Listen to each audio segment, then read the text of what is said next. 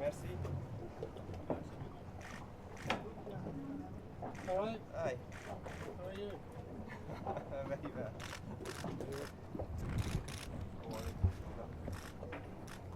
Ah.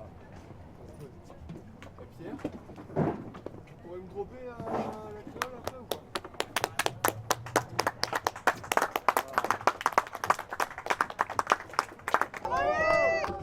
Merci, ça va bien?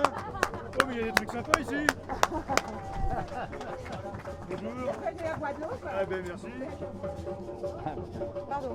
Déjà comme ça direct là. Direct. C'est l'heure, vous croyez? Ah, Ouais, c'est la pas bonne mal, heure, sûr. c'est la bonne heure. C'est la bonne heure. Et qui c'est? C'est pas ton tour. Pas ton tour. Non, non. C'est pile poil.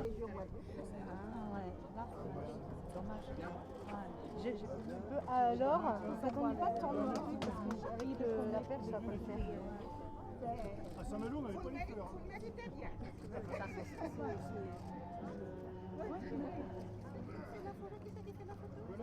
Alors, c'est ma coupe. Ouais!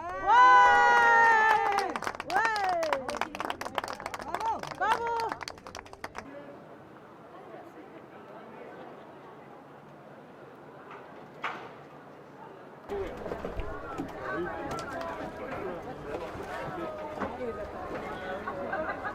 Edouard, t'as été sage? Non, non. T'as été sage. T'as pas été sage, Edouard. Oh, c'est gentil. Hein. Ah, voilà. Bateau,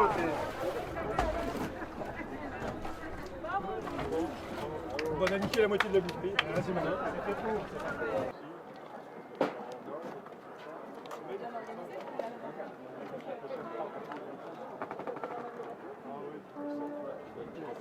Ça varie.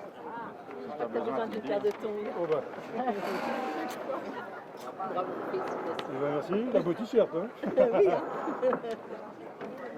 T'es arrivé à ton balcon, toi? Oh bah, c'est justement, ça va Francis? Bon. Ça va pas de ça pour sûr avec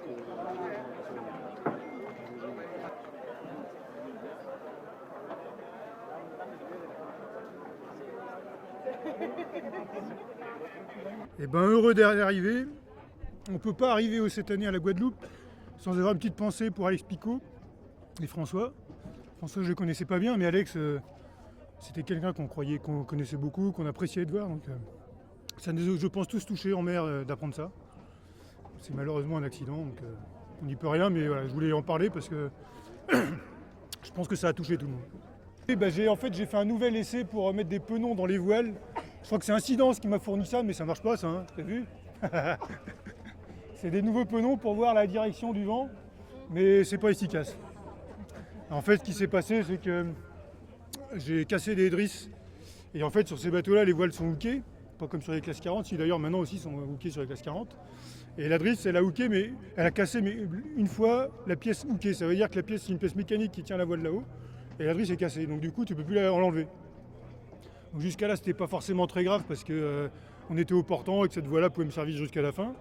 Donc bon, voilà, j'aurais juste un problème, il faudrait que j'enlève quand même avant d'arriver dans le canal des Saintes pour remonter au pré. Et puis deux jours après, forcément, elle s'est déchirée, forcément, comme d'hab, ça se passe jamais comme c'est prévu. Donc au bout il y a eu un grain un moment, un vrac, et puis crac, la voile qui explose. Et là c'est moins drôle parce que du coup tu as un gros chiffon qui pend devant. Et pour le coup, celui-là va vraiment falloir l'enlever un moment. Donc j'ai pu le rouler en vrac pendant les 3 derniers jours pour arriver jusqu'ici. Et puis en arrivant, il y a un moment, il faut l'enlever. Donc j'avais tout prévu avant d'arriver sous Basse-Terre, dans les zones sans vent.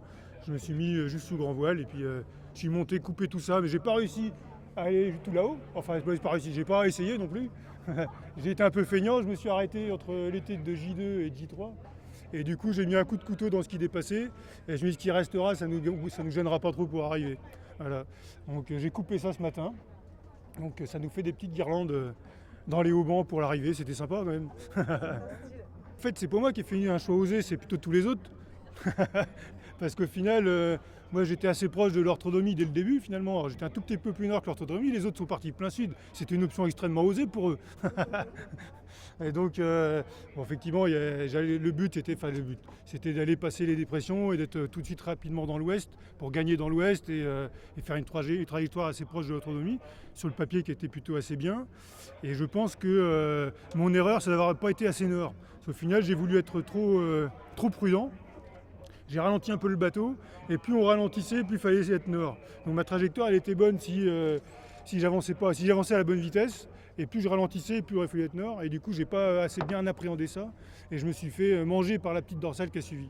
Donc j'ai eu 3 jours de gloire et puis après 3 jours de désespoir. Et donc voilà, après j'ai eu cette dorsale-là. J'ai eu pas mal de petits soucis qui ont commencé avec un truc anodin.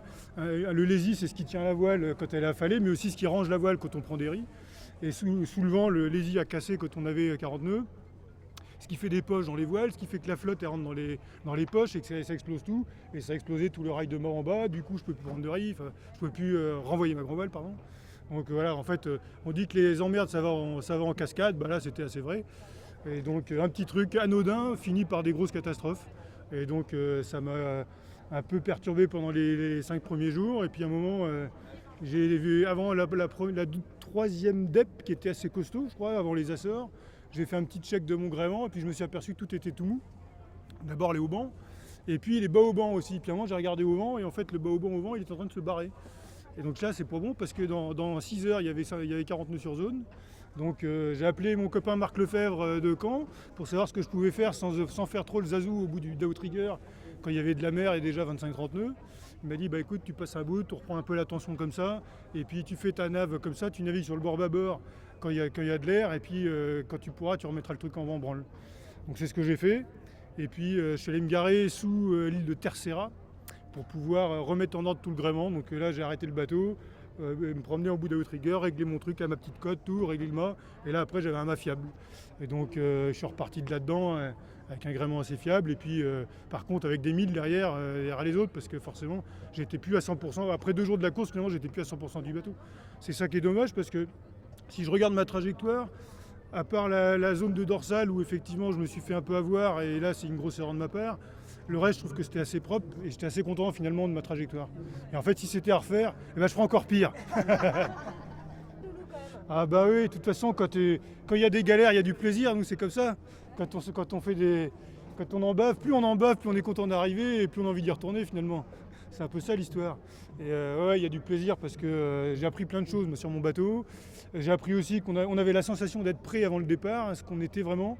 Et en fait, il y avait quand même plein de petites choses qui auraient pu être améliorées, pu être changées aussi. C'est des choix qu'on avait fait cette année parce qu'on n'avait pas forcément beaucoup de budget. On avait dématé l'année dernière, donc on avait fait le choix de garder du matériel d'occasion cette année pour le changer de neuf l'année prochaine. Et ben, il faut savoir qu'avant une transat, il faut que tout soit neuf. Alors, je ne parle même pas les voiles, mais juste des petites choses. Hein. Ça peut être des brélages, ça peut être des bricoles. Et ça, en fait, il faut pas être laxiste sur ces trucs-là. Il faut vraiment tout maîtriser et tout mettre nickel parce que le moindre petit bricole part en cascade. C'est ça un peu la leçon. Et en fait, moi, je trouve qu'aller se promener là où on a été, dans les dépressions, avec de l'air et tout, c'est un super entraînement pour le Vendée Globe, pour toutes les emmerdes qu'on peut avoir sur le Vendée Globe. On dit que le globe, c'est une emmerde par jour. Je crois que je suis dedans, là, donc c'est bon. Je suis bien préparé, là, je crois que ça va. Ouais, très instructif. Après, sportivement, on est loin de ce que j'aurais pu espérer. Après, l'objectif quand même, c'était d'abord de finir cette route du Rhum, puisque c'était ma 3e route du Rhum. À chaque fois, j'avais des objectifs, et à chaque fois, ça ne s'est pas passé comme prévu. C'est encore une 3e, mais ça ne se passe pas bien comme prévu. Par contre, ce coup-là, on arrive, il n'y a pas eu d'escale, c'est un progrès. Et puis, on est qualifié pour le Vendée. On a des milles de gagner, donc voilà, c'était aussi un des challenges cette année, c'était de prendre des milles pour aller jusqu'au Vendée Globe. On a franchi une étape pour le Vendée, et ça, c'est déjà un truc de gagné. Maintenant, il y a un autre truc qu'il va falloir faire, c'est ramener le bateau, et en un seul morceau aussi, le bateau et le bonhomme.